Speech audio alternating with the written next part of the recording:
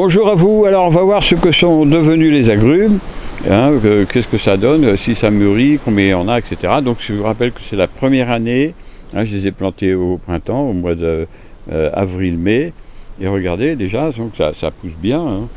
Il y a des pamplemousses qui commencent à... Alors ils ne sont pas mûrs encore, hein, il faut attendre encore un petit peu, mais ça prend vraiment une belle allure. On va voir aussi les fraisiers, vous voyez qu'il y a des fraises, on mange des fraises, je mange des fraises tous les jours un petit peu. Il n'y a pas des quantités, mais ça commence à bien se développer. Je vous expliquerai ce qui s'est passé et pourquoi je les ai mis en pot comme ça.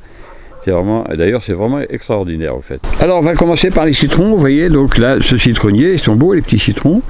Hein, et le citronnier meilleur. Alors, il n'est pas très développé, mais je pense qu'au printemps, il va exploser. Hein. C'est un citron que j'ai acheté tout petit et il m'a fait quand même 5 citrons. Et donc, c'est quand même exceptionnel. Et le deuxième citronnier, un Femileno. Alors lui, il a 11 citrons. Vous voyez, ils sont beaux citrons. Ils commencent à mûrir d'ailleurs, vous voyez. Ils sont vraiment super. Donc c'est une réussite totale pour les citronniers. Alors, je vais aussi mettre des arroseurs, vous voyez. Parce que pour les fraisiers, j'ai mis un goutte à goutte. Et vous voyez que tout est géré comme ça. Tous les fraisiers que j'ai mis en suspendu comme ça. Et je vais vous expliquer pourquoi en fin de vidéo. Alors dans la famille des meilleurs, il y a l'oranger sanguine, orange sanguine, vous voyez. Alors il y en a deux, elles sont belles. Alors celle-là est plus petite, hein, on voit bien. Et celle-ci, elle est plus grosse, c'est une belle orange. Elle commence à changer de couleur, donc je pense que au mois de fin décembre, janvier, je pense que ça va aller, hein, ça va le faire. Alors les feuilles des agrumes sont un peu sales parce que je les ai mis sous le chêne ici, que vous voyez ici, qui est magnifique. Et puis en réalité, il y a le miella qui est tombé sur les fruits et sur les feuilles. Et finalement, ça tache un peu, enfin ça tache, ça met une pellicule, si vous voulez, sur les feuilles. Donc on peut les nettoyer, mais bon, je suis assez fastidieux. Alors vous voyez ici, j'en ai nettoyé une feuille, elle est superbe. Et puis les autres, bah, vous voyez, elles sont sales. Bon, c'est pas un drame non plus, hein. Surtout les grosses comme ça, on voit bien qu'elles sont sales. C'est du miel là, en fait, qui est tombé dessus.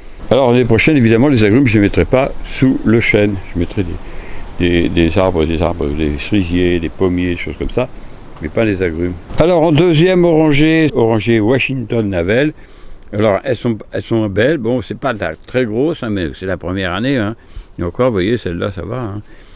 Il y a 7 oranges, il y en a une qui a disparu. Mais bon, vous voyez que c'est impeccable, ça pousse superbe, il n'y a pas de souci.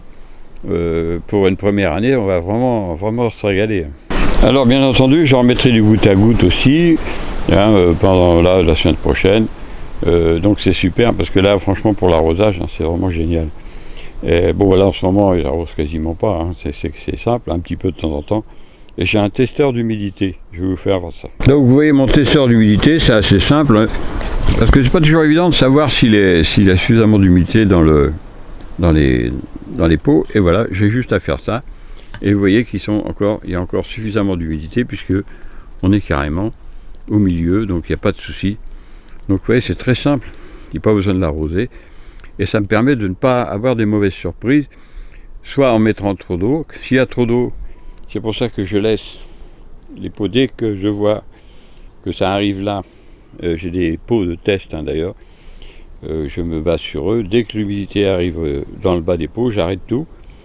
Et après, j'attends avec mon testeur de voir si à un moment donné, si je suis dans la zone de sécheresse. À ce moment-là, je arrose un petit peu. Mais évidemment, l'hiver, il ne faut presque pas arroser, c'est clair, hein. Alors évidemment, ce qu'il ne faut surtout pas faire, c'est laisser les bacs comme ça, toujours plein d'eau. Alors ça, c'est surtout jamais. Moi, je m'en sers justement pour régler l'humidité.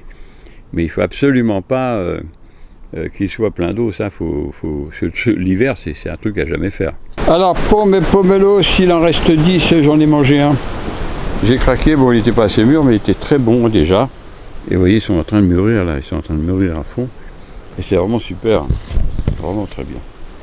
Donc il y a une dizaine de pomelos pour la première année, c'est quand même très bien.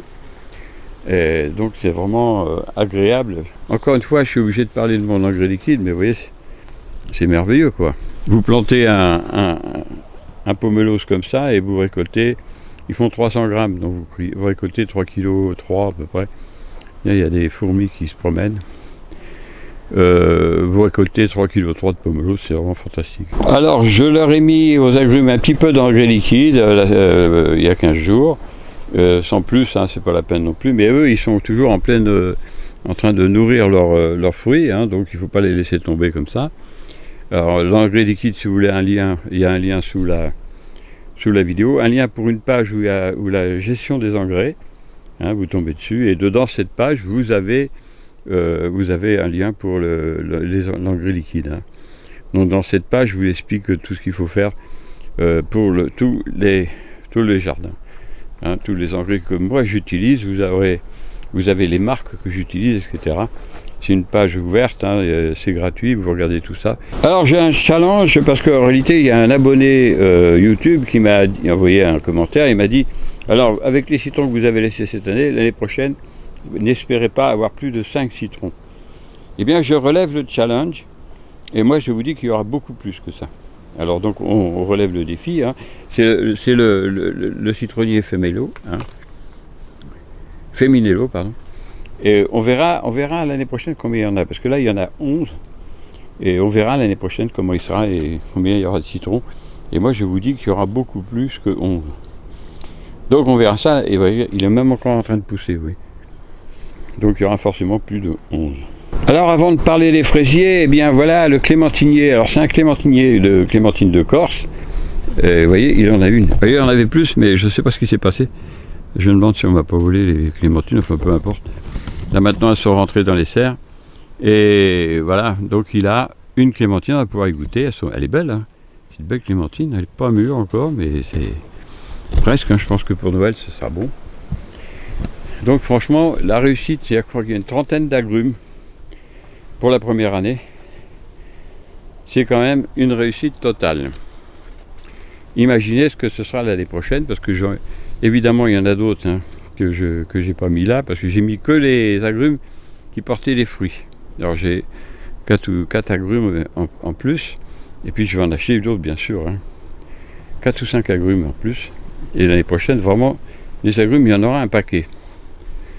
Probablement le plus ce sera les citrons, orange, pamplemousse, puis clémentine, parce que j'ai un autre clémentinier, mais qui n'en a pas fait cette année. Il n'a pas fleuri parce qu'il était tout petit.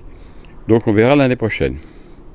Alors maintenant on va regarder ce qui se passe avec les fraisiers. Alors là aujourd'hui il y a des rafales de vent, mais je vous présente quand même mes cuves. Alors vous voyez, hein, c'est des cuves qui servent que d'eau de pluie bien évidemment.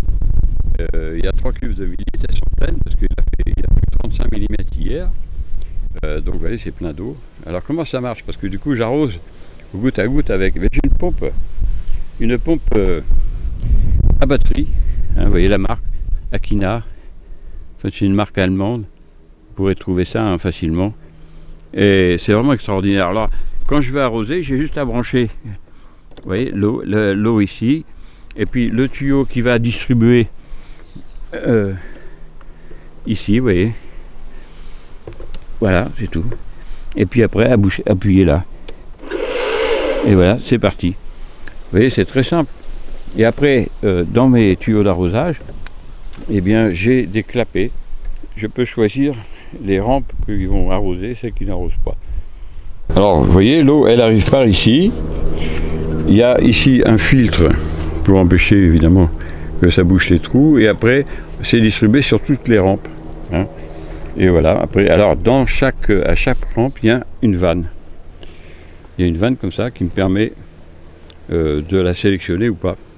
Ça, c'est toujours en position ouverte quand c'est comme ça, quelles que soient les rampes. Et donc, voilà, après, là, alors le temps d'arrosage, c'est rien pour arroser les fraisiers comme ça, c'est même pas 5 minutes. Hein. C'est 3 minutes, je crois. 3 minutes. Alors, après, je ferme les fraisiers. Et en dessous, comme les pots sont plus gros, je les laisse ouverts un peu plus longtemps, on va dire 5 minutes. Disons qu'en 5 minutes, alors j'ai tout connecté, les 3 serres. Donc en 5 minutes c'est fini. Alors là on est dans la 3e serre et vous voyez qu'il y a 2, comme dans l'autre d'ailleurs, il y a 2 rangs de fraisiers en pot. Alors j'ai mis en pot pourquoi je les ai surélevés? Bien parce qu'en fait ici c'est très humide, c'est un terrain plus ou moins argileux. Le matin l'eau remonte à la surface dans la nuit et ça me fait pourrir toutes les fraises et il y a plein de limaces, il y a tout ça. Et là du coup donc j'ai pris cette décision et regardez un peu, ça marche bien. Et je les ai mis en pot il y a à peu près, là c'est il y a à peu près un mois, hein. certaines 5 semaines, les autres 4. Et donc vous voyez, ils sont vraiment en train de partir, ils sont très beaux. Alors l'humidité, là, j'ai même pas besoin de la tester, je vois qu'il y en a, tout va bien. Et il y a 2 variétés ici. Alors je vais faire un petit bouquin pour expliquer comment ça fonctionne. Et là j'ai 96 pots de fraisier, donc pieds, et vous voyez que ça donne vraiment des très bons résultats. Même là, alors ça c'est des pieds que j'ai transplantés, qui m'ont donné des fraises cette année. Et alors l'avantage, vous voyez, il n'y a pas de limaces, elles sont sèches, elles sont belles, regardez, c'est magnifique. Hein, parce que je vous dis, il y a un mois, elles étaient dans le sol, et il y avait des fraises, et je ne pouvais pas les manger. Là ici, je mange des fraises tous les jours. Hein, c'est superbe. Là, c'est de la Mara des Bois, vous voyez. Et ça, c'est des plants, sur des stolons, c'est-à-dire des repousses des fraisiers de cette année, et je les ai repiqués, vous voyez, ils sont magnifiques, regardez ça. Ça me fait vraiment des beaux, regardez, ça fait des belles fraises. Pour la Mara des Bois, donc c'est superbe. Donc vous voyez, il y a un goutteur par pot, alors on peut régler les goûteurs, donc ça c'est facile, hein. Moi quand j'arrose, je vous dis 2 ou 3 minutes c'est tout. J'ai vite fait de voir celles qui sont, parce qu'en fait l'eau elle coule par en dessous, il y a des trous évidemment, et quand ça commence à couler, ben, j'arrête tout simplement. Alors ça c'est pas la même variété, et vous voyez, elle est plus petite, hein, parce que c'est normal. Mais dans quelques... Ouais, regardez, ça va nous faire des fraises beaucoup plus grosses maintenant, vous voyez, ça fait des belles fraises.